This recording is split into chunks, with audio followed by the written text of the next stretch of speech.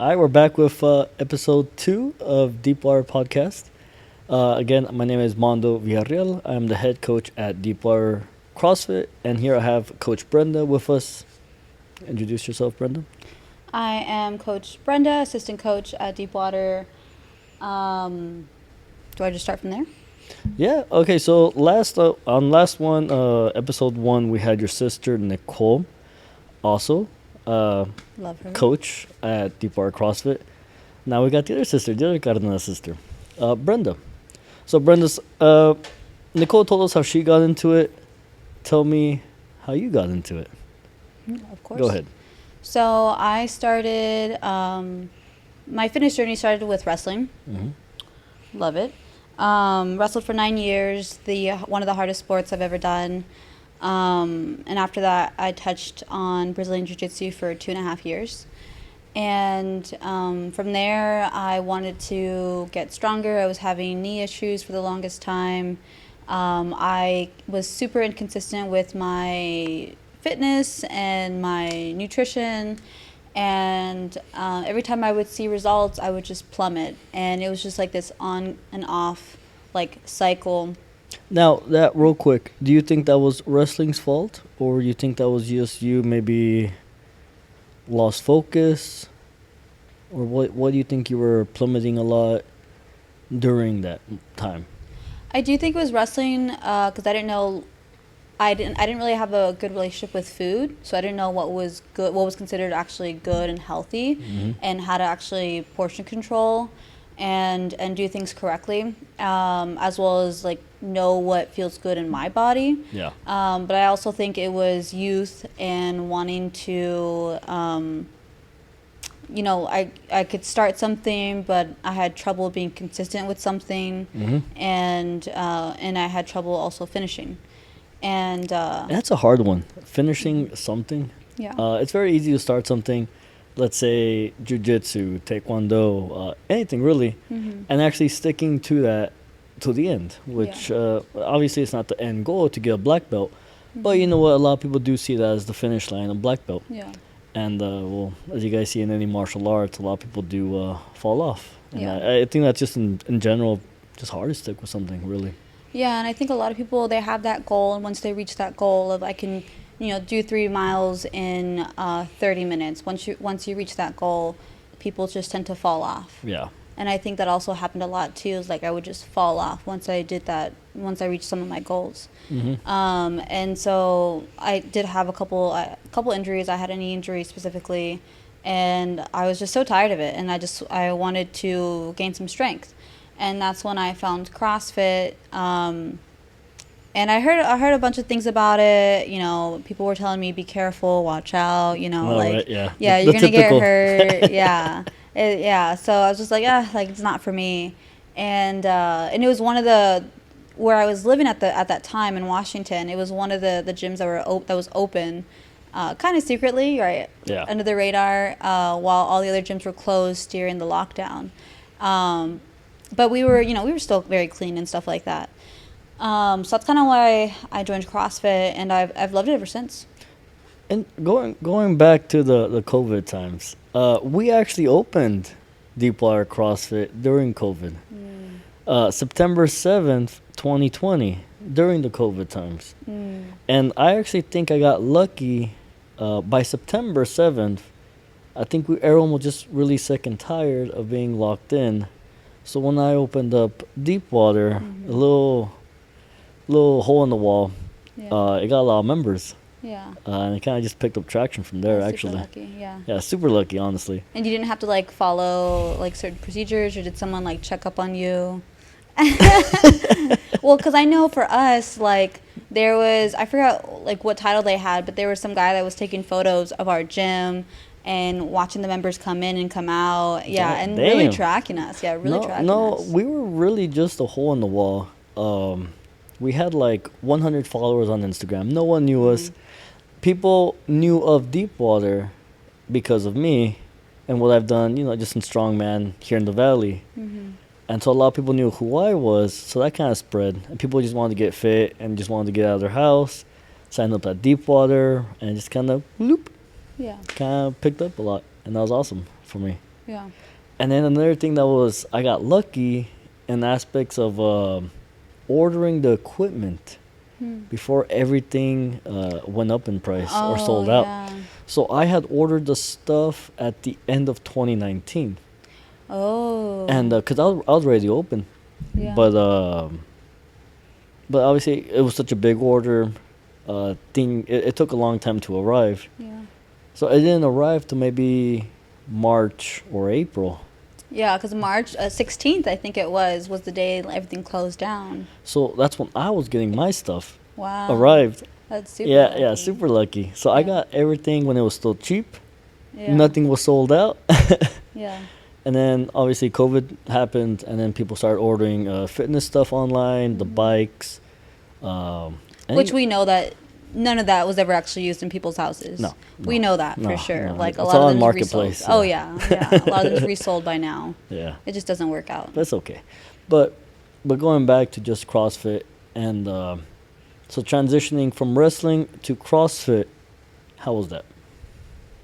I think the being mentally tough for wrestling really helped in CrossFit and being a competitor. I think it was super helpful, and even now, so like because I do CrossFit's a little bit of everything, right? Yep. Which is awesome, and because I've branched into other different crazy things. Like I just finished this weekend. I just did a 250-mile bike ride, Yeah. which I barely even prepared for. So my body was just shot down. But I've gone on like crazy hikes. Like I've done just stupid stuff, and I always say like, I always stop at some point, and I always say, thank God I do CrossFit. Yep. Because if I hadn't, like my body would not be prepared, not just physically but mentally as well. And so like I'm just super thankful that I entered CrossFit at the time that I did.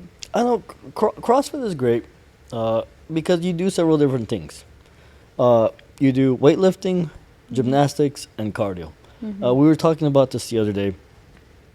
How if you want to get better at one, you basically just concentrate a little bit more on that. Mm-hmm. But you don't leave out the other two parts. Yeah. You know? So let's say I want to get stronger at the power lifts. All right, squat, bench, deadlift more. But I'm still doing pull-ups. I'm still doing some air squats, some gymnastics, stuff like that. Mm-hmm. But I'm not leaving out my cardio. I'm still Yeah. running. Maybe a little less, Yeah. but I'm still running. I'm still biking, Yeah. rowing. Same thing. Let's say you want to do Ironmans. Like I was getting ready for Ironman, so I was doing a lot of cardio, a lot of biking, running, swimming. I did a little bit less of gymnastics and a little bit less of weightlifting, but I didn't have to stop it. Mm-hmm. I kept on weightlifting. I kept on doing handstand push-ups and handstand walks, whatever. But I was just focusing more. But I'm still doing CrossFit as a whole Yeah. to maintain that fitness. Yeah. And I do believe that's what helped me maintain some strength, for one, my joints, and just everything overall to my Ironman. Mm-hmm.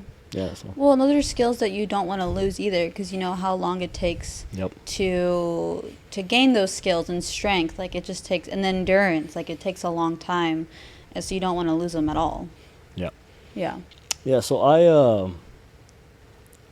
have a confession. What's your confession? I haven't been able to do handstand walks for a bit because my wrist started hurting. Oh. Okay. So then so I stopped handstand walking. Yeah. But now it doesn't hurt. Well, I saw you doing handstand push-ups today. Yeah, it still hurt. But now I can't handstand walk. It just hurts. Yeah. And then I tried, and my balance is gone. Yeah. So going back, like, it takes a while to get that skill. So you don't want to lose that skill. Yeah. But I feel I have probably lost that skill right now. Right now, temporarily. Let's contribute that to age for just a moment. Age also. Age Yeah. also. Yeah. Yeah, no. And I'm sure just time, just letting it heal, letting Yeah. it rest. Yeah, but knowing you don't really ever. No, I don't really let rest. It, No. let it No, rest. Yeah. keep pushing. Brenda, have you gotten that question yet? The question of what is the difference of hybrid workouts and CrossFit? I have gotten that question. What is your response to that? What is the difference? I've actually never gotten that question, but I have heard the word hybrid being thrown around a lot these Oh, days.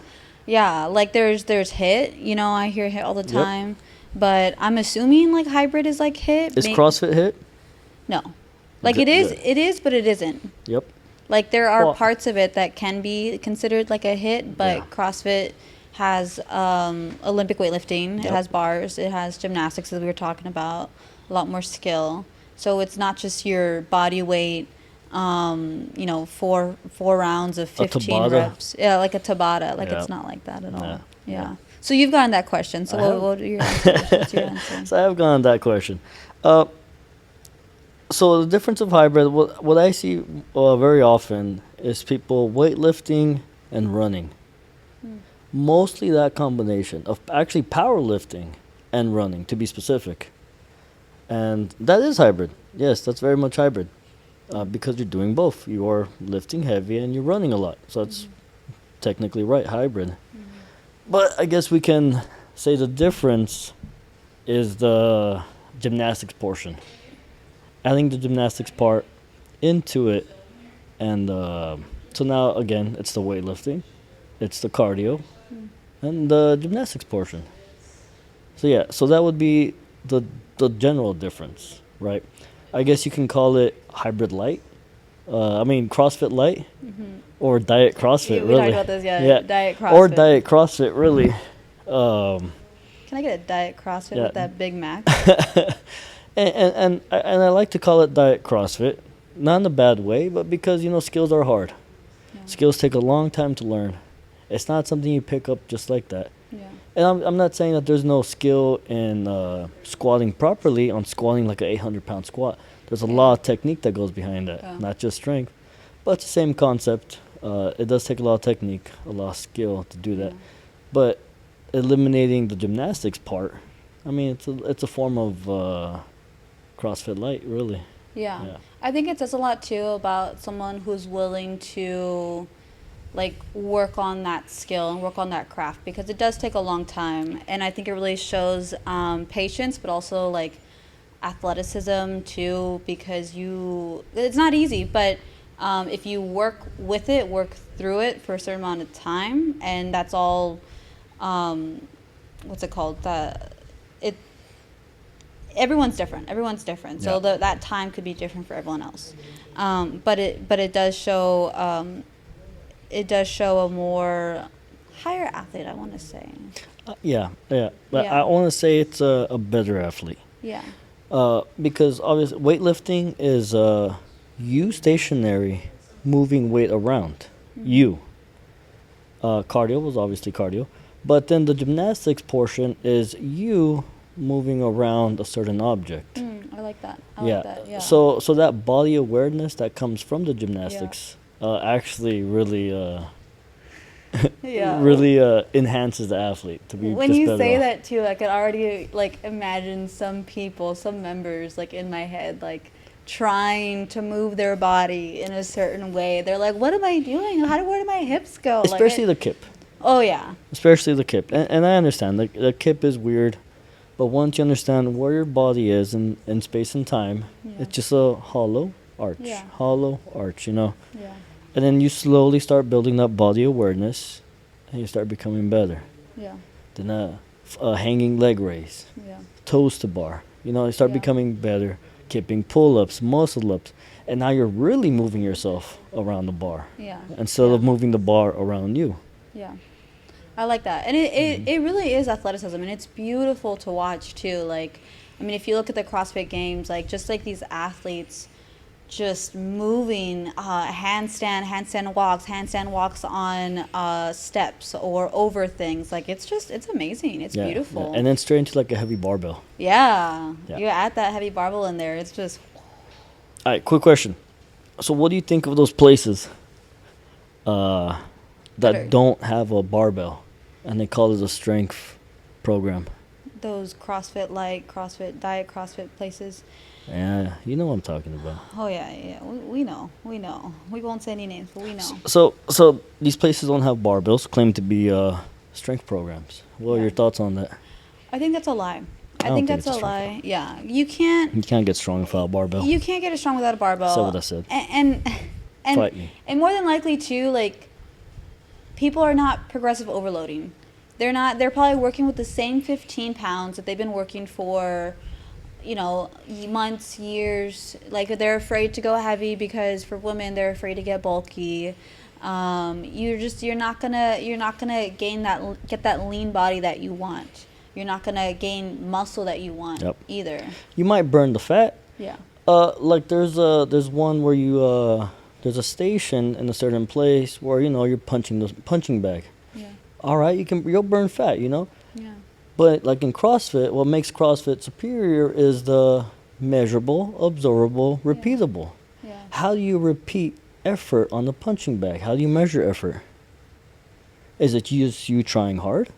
Yeah. Well, what if one day you feel shitty, one day you feel great? Yeah. Well, your effort's going to be harder, but you can't absorb it and repeat it. Because in one, you can actually, I have 200 pounds on the barbell. Here, you're just going at it out of the punching bag. Yeah. So, I like that. Yeah. And then comes 200-pound Larry just come in to kick your ass. Yeah. Yeah. And then you get a real feel. Yeah. Then you get a real feel of what 200 pounds is every time, because it's 200 pounds every time. Yeah. Yep. And seeing how you react to 200-pound Larry. Yeah. And how you defend yourself. Yeah. Yeah. Well, Brenda, thank you for coming here for the episode number 2. Thank you, everybody, for paying attention to the Deepwater Podcast. Anything else, Brenda? How can they reach you? Stop by Deepwater CrossFit. You can reach our page on Instagram. We have a sweet website, pretty new, that just came up. We have awesome videos on our social media. They're super funny. Come check us out. But yeah, come stop by the gym. You'll love our community. Everyone's just super warm and inviting, and we'd love to have you. Yeah, so stop by. Yeah. Again, if you have any questions or you pass by the gym, Deepwater CrossFit, go to our Instagram, Deepwater CrossFit. Message me directly, Long Live Mando at Instagram. Other than that, Brenda, thank you for coming on.